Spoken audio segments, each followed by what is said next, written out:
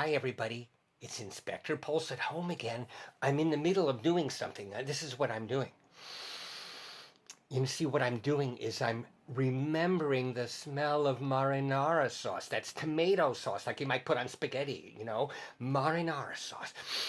Oh, I can bring the smell back. Can you try that? Try to smell tomato sauce with me. Go ahead. Now, I don't mean pretend to smell tomato sauce. No, I mean remember it. And then your imagination can make it really come into your nose. I mean, it's not like pretending. Imagining can be very real. Try to get that smell of tomato sauce again. In order to do that, you need some very, very special, excellent equipment. And I don't mean your nose. I mean your brain, your brain. If you're watching this, which I guess you are since I'm talking to you and you're listening to me, you must be using either a phone or a computer or a tablet or something, which means that you think you have pretty high quality equipment in your house. But let me tell you something, the brain is by far the most amazing technology in the world. The human brain especially is really incredible. Now, you can also picture the red color of tomato sauce in your mind, right? Let's picture tomato sauce. And what about the taste? Can you taste it? So you can smell the aroma in your brain. You can taste it. You can see the red color. Now let's play a little game here. Let's say it's blue. Picture blue tomato sauce. It still smells like tomato sauce and still tastes like it, but it's blue. Your brain can do that. Try it. And now it's blue, but it smells like fabulous dark chocolate. And it still tastes like tomato sauce. That's pretty tricky. I don't know if you can do it, but your brain can do it if you work on it. Now, what about sound?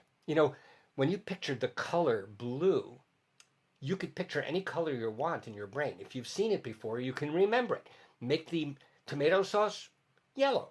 You can see that. Make it purple. What about sound, though? What is the color of sound?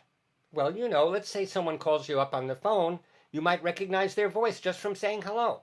Like when my Aunt Nancy calls, she says, hello. So I know immediately that it's Aunt Nancy because she kind of talks through her nose. I don't think she actually holds her nose. Hello. But that's her voice. So the sound of her voice has a color or a flavor, you might say. I think there's a word for that. I'm going to look it up. What is the word for the color of sound? I found this on the web. The color of sound is called timbre. Timbre. I knew that. I remember that from inspector school, timbre. So when you hear a violin, it has a timbre, so you know it's a violin by the sound. You don't have to see it. Just like if I play on my piano. Wait a minute, that's not a piano sound. That's a vibraphone. There's a vibraphone in my piano. Maybe I'll try it again. Now it sounds like a marimba.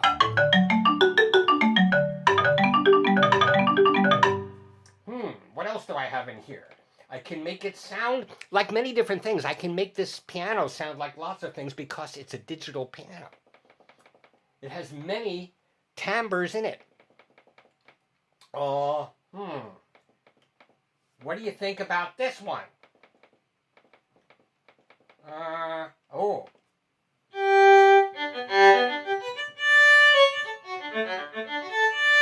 That was confusing because it's kind of a violin sound, but I played notes lower than a violin can play because it's a piano.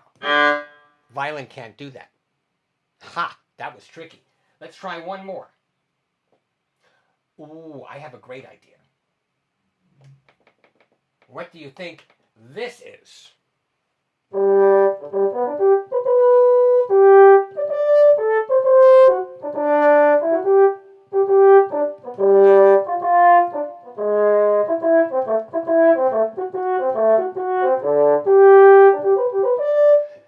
You're right if you said French horn. I'll ask you again and you can say French horn if you weren't sure. What do you think that sound was? French horn, it's the timbre of a brass instrument and very particularly a French horn. Now, try to imagine in your mind, which is the only place you can, try to imagine the sound of someone you know speaking. Let's say they say hello to you on the phone. What does that person's voice sound like? What's the timbre? Aha, you're getting the idea, I know. Now, I'm going to play a note on my piano sounding like a piano. That's a D. See if you can imagine, or imagine if you can see, no, imagine if you can hear that being played on a trumpet. Did you get it? Here's another note. Imagine that being played on a vibraphone like you heard before. Yeah. Well, I have some more things we can try. Picture the sound of a marimba in your mind, the timbre of a marimba, and listen to this.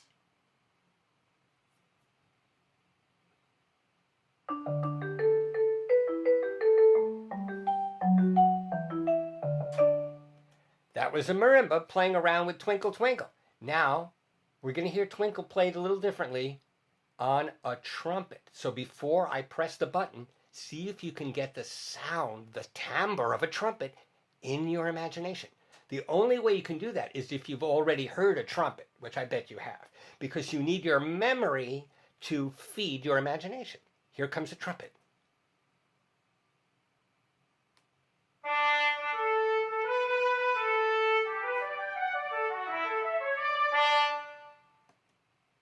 Did you get it right? I mean, you didn't know exactly how it was going to play Twinkle, but you knew it was going to sound like a trumpet. Now, the next instrument I want you to imagine is the timbre of the flute, a metal flute, like a flute that might be in a chamber ensemble or orchestra. Here we go. Here's the sound of the flute doing something with Twinkle.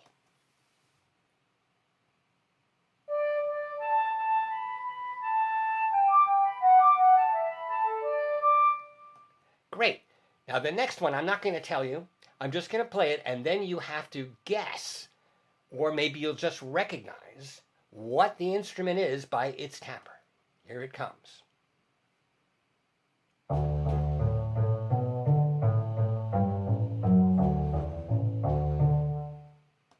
Okay, raise your hand. I'm going to see how many of you know the answer. I see many people are correct. Yes, at least it seems like you're correct. It's a bass fiddle, or what's called a double bass. It's also called a contrabass. It's also called an upright bass. And it was being played pizzicato, which means plucking the strings. You're doing so great on the timbre thing. Now, what if you don't have an instrument in your house? Do you know you can do all kinds of timbres with your voice? For example, you can hold your nose like my Aunt Nancy.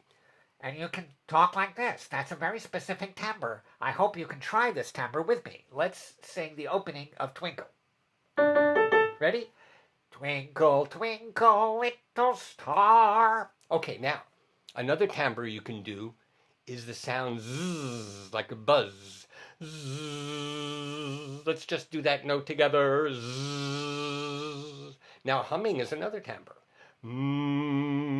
What about V? So let's do a little bit of Twinkle with Z.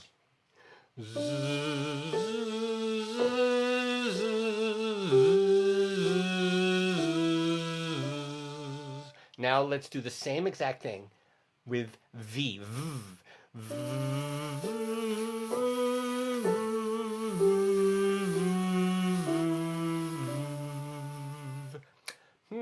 You know, if you take the V sound and you make it tighter, you get an F, and there's no possibility of making a song with that. You can do rhythm. Same is true with the Z if you make it an S. Instead of Z, if you go S, there's no pitch, there's no tone. No, but there's timbre. No pitch, but there is timbre. Isn't that fun? I think that's really cool. Now, I'm going to teach you a little bit of a song that I've been working on myself about timbre. So when we sing it with Katya, you can join in on certain parts.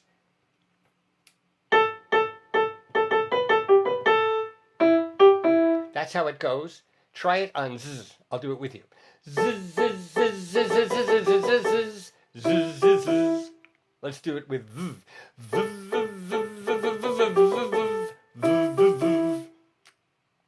Let's try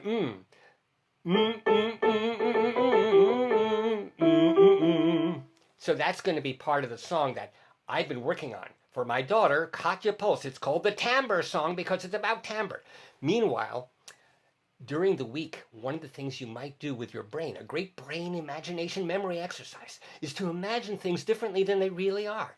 Like picture a banana, but instead of it being yellow, pick another color. Let's say it's a purple banana, and the smell of the banana is whatever you want. I mean, maybe it smells like chocolate.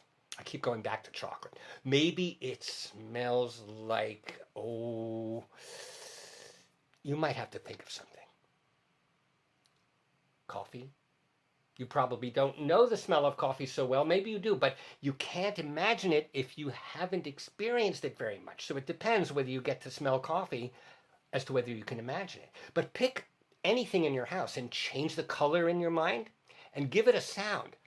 I have a great idea. What if you imagine the sound of a violin talking?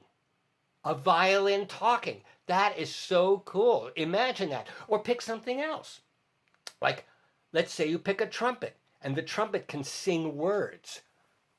Wow, the imagination is great.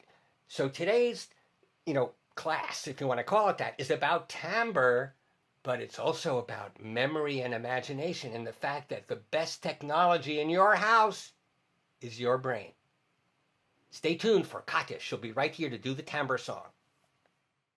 Hi, everybody. It's Inspector Pulse, still at home. And joining me is my daughter, Katya Pulse. Hi! So Katya and I are going to sing Inspector Pulse's Timbre Song. It's a song about timbre. You ready? Yes, Inspector! When you hear a musical tone, whether sung or plucked, or bold or blown, it has a timbre, a color, a flavor all its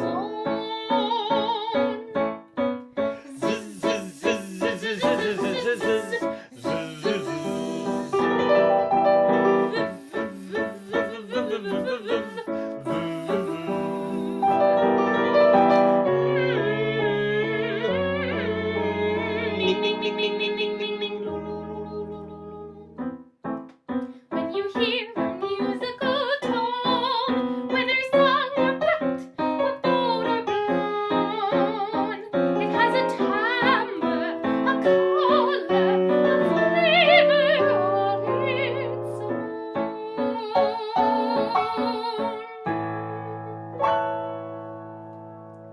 Want to do it again? Sure, Inspector. Great. This time, I'm going to change the timbre of my keyboard.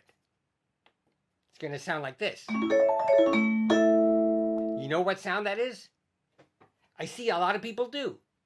It's a vibraphone, that's right. Oh! And please sing along with us when we go zzz and v and and even if you want ning, ning, ning and loo, loo, loo.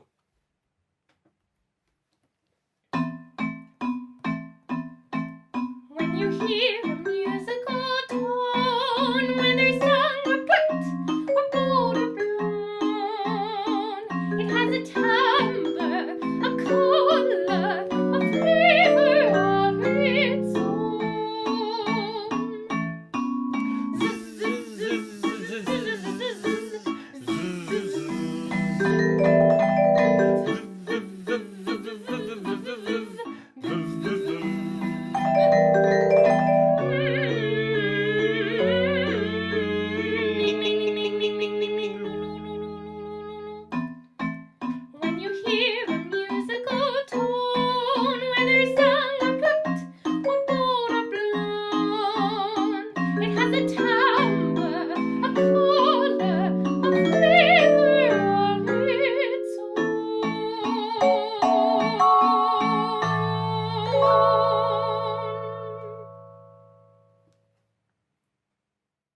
Hi, it's Inspector Pulse at home again.